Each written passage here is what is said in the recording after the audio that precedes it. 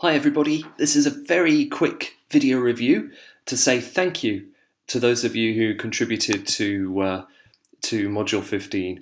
Module 15, which was all about developing yourself, with also some discussions on working with teenagers and comparing them to primary learners. The issue of professional development is one that I think is really important. It's lovely to see, Nick Bahia, what you think about this course. Kamsia, I agree with you as well that of course time constraints are really probably the most important thing, aren't they? Because finding time to observe a colleague or go to a lecture or a conference or perhaps see a webinar online, I know it's not always easy.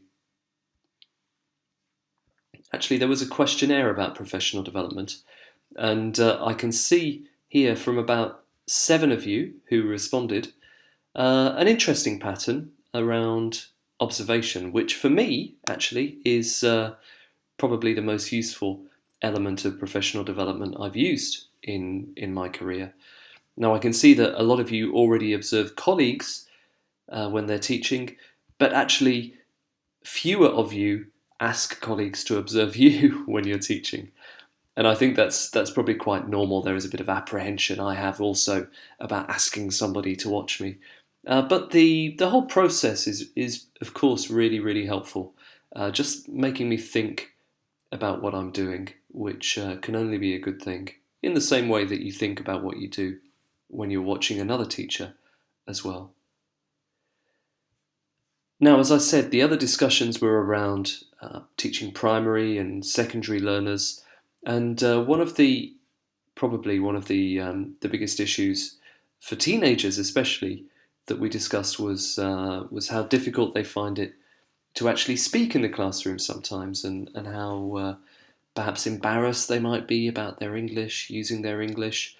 So there's some really nice ideas, again from Kamsia and Nick Bahia here in the questionnaire, about making learning fun.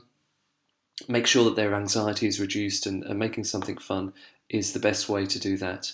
I think as well, giving them some perhaps some role to play if they're interested in doing role plays. That can be a way of letting them use English in the voice of somebody else. It's a kind of easy way out for them.